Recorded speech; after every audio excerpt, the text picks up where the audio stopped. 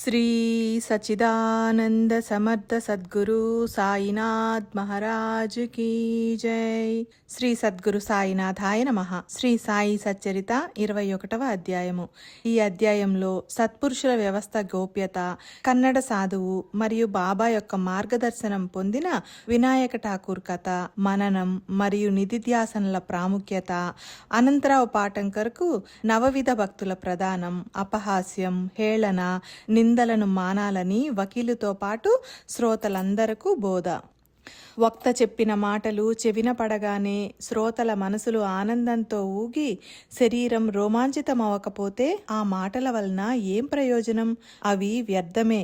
ఆ శ్రవణంతో శ్రోతలు కరిగిపోకపోతే, భాష్పాలతో వారి కంఠం గద్గదమై నయనాల నుండి ప్రేమానందాశ్రువులు ప్రవహించకపోతే ఆ మాటలు వ్యర్థమే. భాగ్యం ఉదయించకపోతే సాధు సత్పురుషులతో కలయిక ఏర్పడదు. వారు ఎంతో సమీపంలో ఉన్న పాపులకు కనిపించరు. పీరు మౌలానా అన్న సిద్ధుడు బాంద్రా పట్టణంలో ఉండేవాడు. హిందువులు, పారసీకులు, ఇతర మతాల పండితులు కూడా అతని దర్శనానికి వచ్చేవారు. ఆ జనంలోకి వెళ్లి మన గౌరవాన్ని ఎందుకు పోగొట్టుకోవాలి అన్న ఆలోచనలతో నేను అంటే హేమాడ్ పంతు వారి దర్శనానికి ఎప్పుడూ వెళ్లలేదు. తరువాత శుభ సమయం వచ్చి షిరిడీతో శాశ్వత సంబంధం ఏర్పడింది. తాత్పర్యం, సత్పురుషులతో సమాగమం అభాగ్యులకు లభించదు. ఈశ్వరుని కృప ఉంటేనే అది సుగమం, లేకపోతే ఆ యోగం దుర్లభం. ఈ సత్పురుషుల వ్యవస్థ అనాది కాలం నుండి ఎలా గుహ్యంగా ఉందో గమనించండి. వారు సమయానుకూలంగా, అవసరాలకు అనుగుణంగా ఎక్కడ అవతరించినా పరస్పరం అభిన్నులు. దేశం, కాలం, వస్తువు వేరుగా అనిపించినా లోపల వారంతా ఒక్కటే. ఈ విషయంలోని మధుర కథను శ్రద్ధగా వినండి.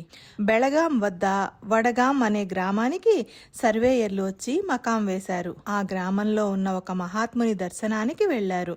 ఆ మహాత్ముని చేతిలో నిశ్చలదాసు రచించిన విచారసాగర్ అన్న గ్రంథం ఉంది.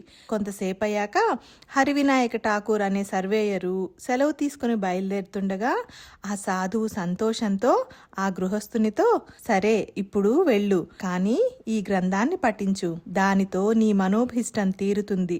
బాగా గుర్తుంచుకో, నీవు నీ పని మీద ఉత్తర దిశగా వెళ్ళినప్పుడు నీ మహాభాగ్యం వలన దారిలో ఒక మహాపురుషుని దర్శనం కలుగుతుంది. తరువాతి మార్గాన్ని నీకు వారు చూపిస్తారు, నీ మనసుకు స్థిరత్వాన్ని కలిగిస్తారు, నీకు ఉపదేశం చేసి ఆత్మజ్ఞానాన్ని కలిగిస్తారు అని చెప్పాడు. ఆ గృహస్థునికి తర్వాత అక్కడి నుండి జున్నర్కు బదిలీ అయింది. అక్కడ నాణేఘాట్ అను కొండను ఎనుబోతు పైన ఎక్కవలసిన కష్టం ఎదురైంది. ఆ దారిలో ఎగుడు దిగుడు నేల మూలాన కుదుపులకు వెన్నునొప్పి వచ్చింది. ఆ ప్రయాణం ఎలాగో సాగింది. జున్నార్లోని కార్యక్రమం పూర్తి అయింది. అక్కడి నుండి అతనికి కళ్యాణ్కు బదిలీ అయి నానా చందోర్కర్ను కలుసుకోవడం సంభవించింది. సాయినాథుని కీర్తిని విని వారిని దర్శించుకోవాలనని బుద్ధి పుట్టింది. ఆ మరునాడే శుభ సమయం వచ్చింది. నానా చందోర్కరు షిరిడీకి ప్రయాణానికి సిద్ధమై, నా వెంట నువ్వు కూడా యాత్రకురా, ఉభయలం వెళ్లి బాబా దర్శనం చేసుకుని అక్కడ 1-2 రోజులుండి తిరిగి కళ్యాణ్కు వచ్చేద్దాం అని చెప్పాడు. కానీ ఆ రోజు ఠానా పట్టణంలో సివిల్ కోర్టులో ఒక కేసుకు అతడు హాజరు కావాల్సి ఉండి చందోర్కర్ వెంట వెళ్లలేకపోయాడు. నానా చందోర్కరు అతనికి పూర్వపు అనుభవాలను తెలియచేసి, సాయి దర్శన కాంక్ష మనసులో ఉంటే విఘ్నాలు పక్కకు తొలగిపోతాయని చెప్పాడు. కానీ అతనికి విశ్వాసం కలగలేదు. అతడు ఠానాకు వెళ్ళాడు. చందోర్కరు షిరిడీకి బయలుదేరి బాబా దర్శనం చేసుకుని వెనుకకు తిరిగి వచ్చేశాడు. ఇక్కడ ఠానాలో కేసు మరో తేదీకి వాయిదా పడింది. చందోర్కర్తో షిరిడీ వెళ్లే అవకాశం పోయింది. అతనికి చాలా బాధ కలిగి సాయి దర్శన కాంక్షతో తక్షణమే షిరిడీకి బయలుదేరాడు. అక్కడ చందోర్కర్ లేకపోవడంతో నిరాశ చెందాడు. అయితే అతనికి అక్కడ వేరే స్నేహితులు కలిసి సాయిబాబా దర్శనాన్ని కలిగించారు. అతని కోరిక తీరింది. సాయి దర్శనంతో అతని శరీరం పులకాంకితమై కళ్లలో నుండి ప్రేమాశ్రువులు స్రవించాయి. త్రికాలగ్నుడైన బాబా మందహాస వదనంతో అతనితో, కన్నడ అప్ప చెప్పినట్లుగా ఎనుబోతుపై కొండ ఎక్కడంలాగా ఇక్కడ సులభోపాయాలు లేవు, శరీరాన్ని అరగతీయక తప్పదు అన్నారు. ఈ సంకేత పదాలు చెవిలో పడగానే అతని అంతరంగం సంతోషంతో ఉప్పొంగింది. మహాత్ముడు మునుపు చెప్పిన వచనం నిజమని అనుభవమైంది. రెండు చేతులు జోడించి సాయి పాదాల యందు శిరసునుంచాడు. సాయినాథ, నన్ను కరుణించండి, నేను అనాథను, నన్ను మీ ఒడిలోకి తీసుకోండి, మీరే నాకు మహాపురుషులు. నిశ్చలదాసు గ్రంథంలోని ఉపదేశం నాకివాళ బాగా అర్థమైంది, విశిష్టమైన ఆనందాన్ని పొందాను అన్నాడు. ఎక్కడి బడగాం, ఎక్కడి షిరిడి, ఎటువంటి సత్పురుషుల జంట! వారి ఉపదేశాలు క్లుప్తమైన భాషలో ఉన్నా ఎంత స్పష్టంగా ఉన్నాయి. అతనితో సాయిబాబా ఏమన్నారో వినండి. అప్పా చెప్పినది యథార్థం. గ్రంథాన్ని చదివినంత మాత్రాన సరిపోదు, కానీ దానిని ఆచరించినప్పుడు నీ మనోభీష్టం పూర్తిగా తీరుతుంది అని చెప్పారు. బ్రహ్మజ్ఞాన సంపన్నులైన గురుకృప లేకుండా పుస్తక జ్ఞానం నిష్ఫలం. భక్తిలోని యథార్థత మరియు పురుషార్థం యొక్క ఆవశ్యకతను తెలియజేసే ఒక చిన్న కథను మన శ్రేయస్సు కోసం శ్రవణం చేద్దాం. ఒకసారి పూణే పట్టణవాసి అయిన అనంతరావు పాటంకర్ షిరిడీకి వచ్చాడు. అతడు వేదాంతాన్ని బాగా శ్రవణం చేశాడు. ఉపనిషత్తులను టీకాతో సమూలంగా చదివాడు. కానీ అతని మనసు ఎల్లప్పుడూ చంచలంగా ఉండి శాంతి లేకుండా పోయింది. సాయి సమర్థుని దర్శనం చేసుకున్న పాటంకర్ కళ్ళు తృప్తి చెందాయి. బాబా పాదాలకు అభివందనం చేసి ప్రేమగా, దీనంగా, నేను అనేక గ్రంథాలను చదివాను, శాస్త్రాలను, పురాణాలను శ్రవణం చేశాను, కానీ మనసుకు శాంతి లేదు. గ్రంథావలోకనం, శాస్త్ర పరిశీలన వ్యర్థం. సకల పుస్తకాల జ్ఞానం మనసుకు ప్రశాంతత చేకూర్చలేకపోతే వ్యర్థమే కదా. మహారాజా, తపోరాసి, మీ పాదాల వద్దకు చేరాను, నా మనసుకు ధైర్యం కలిగేలా నన్ను ఆశీర్వదించండి అని దీనంగా విన్నవించుకున్నాడు. అప్పుడు సాయి మహారాజు ఒక వినోదభరితమైన కథను చెప్పగా అనంతరావు తన జ్ఞానం సఫలమైనట్లు సంతృప్తి చెంది సంతుష్టుడైనాడు. పరమార్థసారమైన ఆ కథ. ఒకసారి ఒక వ్యాపారి వచ్చాడు. అప్పుడు ఒక గుర్రం అతని ఎదుట 9 లద్దెలను వేసింది. వ్యాపారస్తుడు తన కార్యంలో తత్పరుడై కొంగులో లద్దెలన్నింటినీ గట్టిగా మూట కట్టుకొని చిత్త ఏకాగ్రతను పొందాడు అని చెప్పారు. సాయి సమర్థులు ఎందుకిలా చెప్పారు? దీని అసలు అర్థం ఏమై ఉంటుంది? వ్యాపారస్తుడు లద్దెలను ఎందుకు పోగు చేసుకున్నాడు? ఏమీ అర్థం కావటం లేదు అని అనంతరావు కేల్కర్ను, దాదా, ఇందులోని రహస్యం ఏమిటి చెప్పు అని అడిగాడు. అతనితో దాదా, నాకు కూడా ఏం అర్థం కావటం లేదు, బాబా మాటలన్నీ ఇట్లే ఉంటాయి, అయినా నాకు వారు స్ఫురింప చేసినట్లుగా నాకు అర్థమైంది చెబుతాను. ఆ గుర్రం ఈశ్వరుని అనుగ్రహం, లద్దెలు నవవిధ భక్తులు. భక్తి, ప్రేమ లేకుండా పరమేశ్వరుడు ప్రాప్తించడు, జ్ఞానం లభించదు. శ్రవణం, కీర్తనం, విష్ణు స్మరణ, చరణ సేవ, అర్చన, వందనం, దాస్యం, సఖ్యం, ఆత్మ నివేదనం, ఇవి నవవిధ భక్తులు. వీనిలో ఏ ఒక్క రకమైన భక్తి లభించినా భక్తికి అర్రులు చాచే శ్రీహరి భక్తుల ఇంట్లోనే ప్రకటమవుతాడు.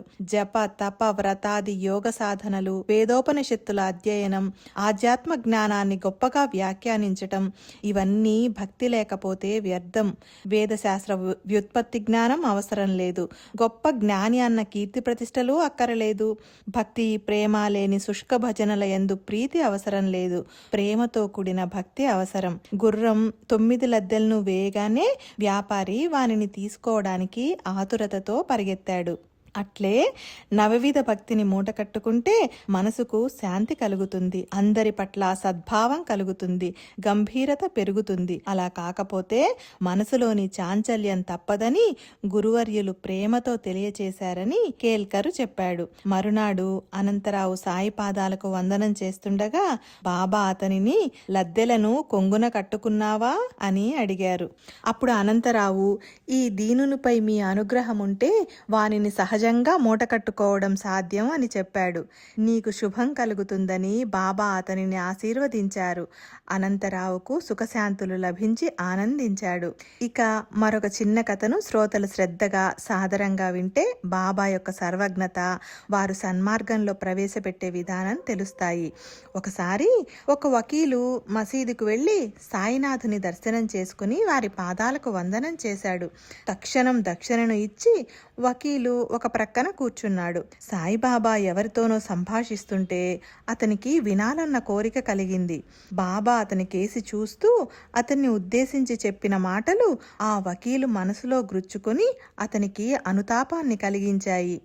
జనులు ఎంత మోసగాళ్ళు, పాదాలపై పడతారు, దక్షిణను కూడా ఇస్తారు, మనసులో తిడతారు కూడా. ఆ మాటలను విన్న వకీలు మనసులో బాగా అర్థం చేసుకున్నాడు. తరువాత బసకు వెళ్ళినప్పుడు దీక్షితుతో బాబా చెప్పిన మాటలన్నీ అర్థభరితమైనవి. నేను రాగానే నాపై చెణుకు విసిరారు. నింద హేళనలతో ఎవరి మనసును బాధ పెట్టరాదని బాబా సూచించారు అని చెప్పాడు. మా మునసబు ఆరోగ్యం బాగలేక బాధపడుతూ శరీరం కుదుట పడాలని సెలవు మీద ఇక్కడికి వచ్చాడు. మేము గదిలో ఉండగా ఆ మునసబు గురించిన ప్రస్తావన వచ్చి అనేక రకాల అర్థం పర్థం లేని చర్చ జరిగింది. సాయిని ఆశ్రయిస్తే ఔషధాలు లేకుండానే అస్వస్థత పోతుందా? మునసబు పదవిలో ఉన్న వ్యక్తి ఇలా ప్రవర్తించడం సబబా అని మునసబు గురించి ఆడిపోసుకుంటూ సాయిని అపహాస్యం చేయడం జరిగింది. నేను కూడా అందులో పాల్గొన్నాను. అది అనుచితమని బాబా తెలియచేశారు. ఎవరి గురించైనా చెడుగా వ్యర్థంగా చర్చించుకోకూడదు. హేళన, అపహాస్యం, నింద మొదలగు వారిని త్యజించాలి. నిజంగా బాబా గొప్ప అంతర్జ్ఞాని అని బాగా దృఢమైంది. అప్పటి నుండి వకీలు ఎవరి నింద చేయకూడదు, ఎవరి గురించి చెడుగా మాట్లాడకూడదని నిశ్చయించుకొని లెంపలు వేసుకున్నాడు. మనం ఎక్కడ ఏం చేస్తున్నా అది సాయి దృష్టిలో పడకుండా ఉండదు అన్న విషయం నిర్ధారణ అయింది. చెడు పనులు చేసే మనసు మారింది. మంచి పనులు చేయాలనే బుద్ధి జనించింది. వకీలుకు, వక్తకు, శ్రోతలకు, సాయి యొక్క భక్తులందరికీ ఇలాంటి జ్ఞానం కలగాలని నేను ప్రార్థిస్తున్నాను. స్వస్తి శ్రీ సాయి సమర్థ సచ్చరితంలో అనుగ్రహకరణమను 21వ అధ్యాయం సంపూర్ణం. శ్రీ సద్గురు సాయినాథార్పణమస్తు. శుభం భవతు. శ్రీ సచిదానంద సమర్థ సద్గురు సాయినాథ్ మహారాజ్ కీ జై.